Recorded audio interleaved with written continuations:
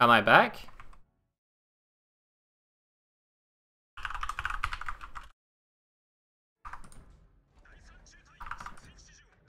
So my internet just dropped and then came back up again. It just cycled. I have no idea what just happened. Other than the internet went down for a brief second and I couldn't control anything.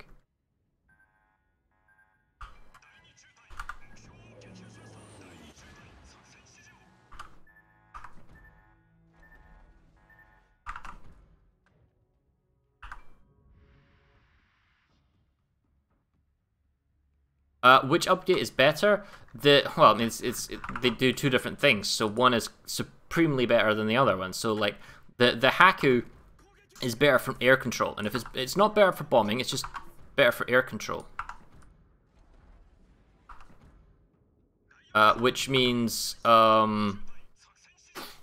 in theory, all things being equal in a high competitive, it means you'll lock out anything else, a non-upgraded Haku or either variant of the midway, because there's basically 4 ways now a CV can be set up. So you see that he dodged the first sort, but the second one came in on the anticipation of how you turn and you get 2 torps and he gets hit. Yeah, anyway, I'm getting confused here. So the midway one is strong for bombing, and the Haku one is very strong for air control. You would think if the Haku plays properly and there aren't extenuating factors like, you know, annoying AA ships, then there's no reason why the 3-fighter Haku can't lock out and prevent the midway from bombing. But the issue is with the midway is that it's got 2 attacks. It's got the torpedo bombers and the dive bombers that are pretty tanky now. So unless it's like a defensive fire, he can split his bomber waves up, and then he can basically attack where your fighters aren't. Because he goes in 2 separate directions, you can't protect everywhere at the same time with the way how he can do 1 fighter to protect the dive bombers and 1 fighter to protect the torpedo bombers, and that way you have to split your 3 fighters into a group of 2 and 1. So wherever you have just 1 fighter, he can one-on-one fighter that and attack, and the other one, it's 1 versus your 2 fighters and his bomber group, and they can just fall back. So he always gets an attack through. So that case is actually quite tricky, but his planes are slower. However, with the extra plane health and, you know, the speed, you have the ability to fly where you need to be to kind of lock him out. But you are not bombing. The Haku means you are more reliant on your team to do the damage, because your bombers have less health, you're more susceptible to be attacked even though you're faster, so you're into a more of a support role with the Haku, which is great for competitive and good in most instances in randoms. But when matchmaking screws you hard with like AA ships and all that type of stuff, you're going to wish you had your bomber extra health. However, the midway, he doesn't give a crap about air A, or playing support, because he can't. So it's all about the midway mindset. All about how much can I bomb, how much damage and pain can I inflict before this enemy Haku locks me out. So don't get me wrong here. The midway upgrade isn't garbage or trash. It's powerful. It is actually really powerful. From an air control point of view, it's gonna suck. If you're trying to get any control, like, you're gonna be slow. You can't dictate the fighter engagements. And, yeah.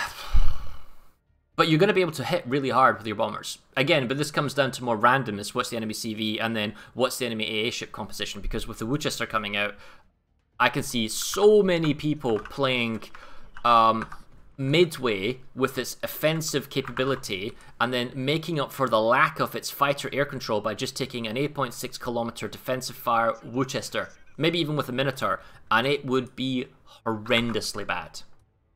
So taking something that hits really hard and has the AA, that you can fall back to the A if you need it, to the air support, and then it just becomes like a standoff between me, who can't go after his bombers because he's inside friendly AA, and him, who can't attack our ships because I'm defending them with my fire planes. And then what usually happens is that my ships sail into their AA, and then I can't protect them anymore, and then they die, and then they complain, CV, you suck. So...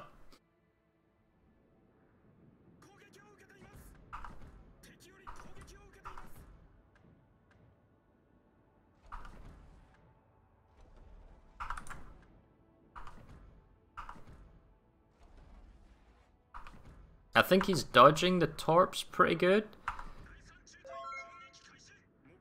Oh, Flambass is hosting us for 539 viewers. Well, thank you, Flambass. How are you doing recently? Lovely raid. Well, we are on Russian servers, if you're new.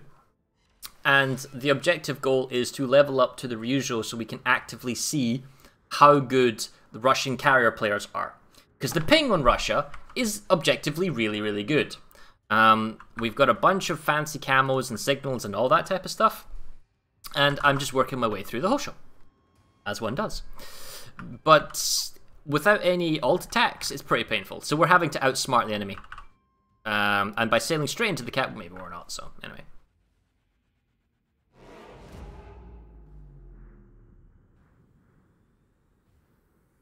Cool, cheers dude. Well, anyway. Here we are. I realized that carrier isn't everyone's, that's my first base cap. Isn't everyone's pot of tea. So if you want to stay and chill out with us, that's cool. We'll go around for the A cap. We'll do the first torps, and then who can we go after? Maybe the Kuma again? Because, like, our Orion is firing from maximum range. Famous U-boat captain. It's true, apparently I look like a U-boat captain.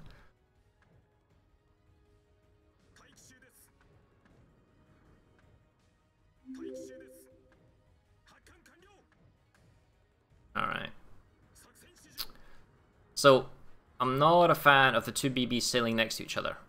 But the Kuma showed his ability to dodge pretty well. But the DD is probably going to have a much easier time at torping the battleships if the cruiser wasn't there. So my main focus is probably going to be on this Kuma. But you need to come at him from behind. Oh wait, he's turning away. It's going to go like this. On the assumption he's turning away, I'm going to drop this way because he's turning, right? And if he turns back in, I'll come in that way. That's the theory anyway. But if he's wiggling a lot, then it's actually very, very difficult with the way the auto drops are. Nah, he'll wiggle away out of that and he'll turn. Or not. Clip it in the tail? Okay. Well, that's helpful, I guess. That makes it easier for anyone else to hurt him, but still, it's... Give me alt attacks! Anyway. Yeah, I'm CV torturing the pure Russian people. This isn't seal clubbing though. I'm progressing through the Japanese carrier line to actively level it up. That's just me progressing the CV line. That's not me picking on pure Russian. Well, I'm picking on pure Russian people, but it's not seal clubbing. It's not like I've made it to tier 10 and now I'm come back and... Oh, dude, check that. So the torp damage we did to the Kuma, let the Clemson AP him. Okay, so we're still behind in points. I'm going to go and try and get A from behind. At the same time... we lost our destroyer. Well, maybe the Orion fights them. But we actually have really good plane reserves. Now, we only get 8 planes on deck and 8 in reserve, so we've only lost 3 torpedo bombers all game so far. The reason I didn't attack the battleships before is because they're sailing right next to each other. And, you know, I would have thought naturally I would have accrue losses. So, I guess we go for the more wounded guy? Okay, I can't do... UI, stop screwing with me here. So, if he turns away, which he is, we'll go like that, right? And then we'll also go kind of like that.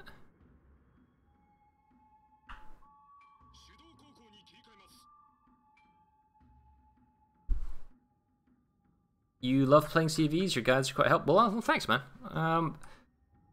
See how he's turning back in now, so I'm actually going to go like this instead. Yeah, it's very hard to see with the UI, but he's actually turning. So, if he keeps turning, this one will punish him. This one he might dodge, but this one should punish. So, hopefully this one of these torps connect. But it doesn't, right? So, you see how he dodges that? But these ones at least get 1 or 2. Maybe this one? Okay, so it's something, alright?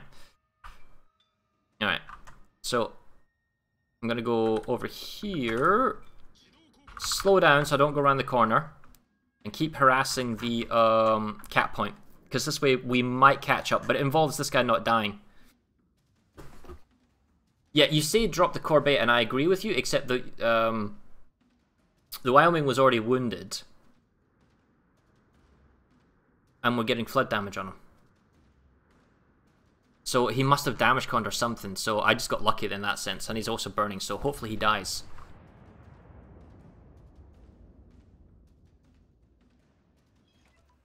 You saying cross-drop from the back of the ship? Well, you think they'll force them to turn? Okay. I can give that a go.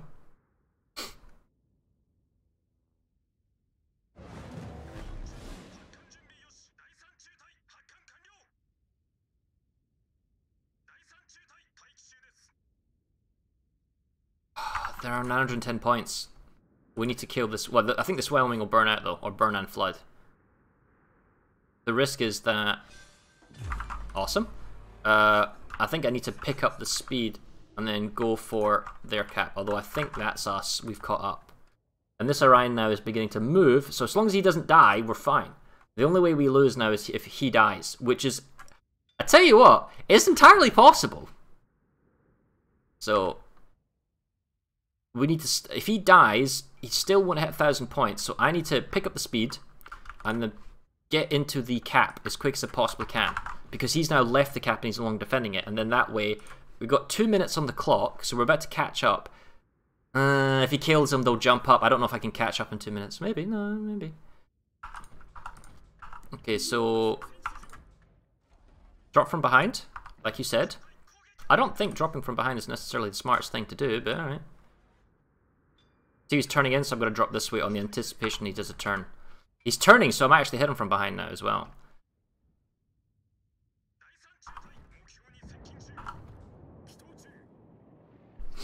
So, one. Not so bad. Maybe this one. I don't think I'll hit him with more than... oh! Alright, fine. But there's a flood. If he doesn't got a damage column, that's actually going to bleed him out even more.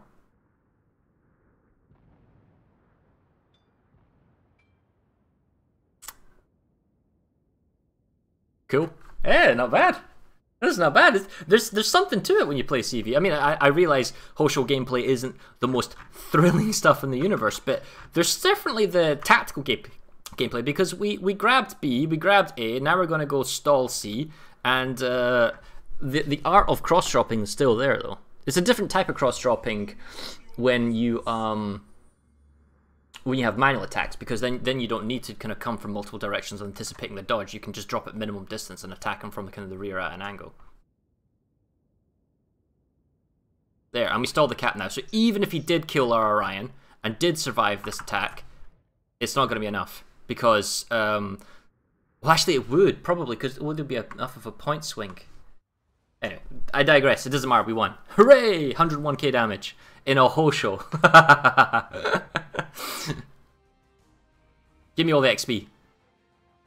Cool.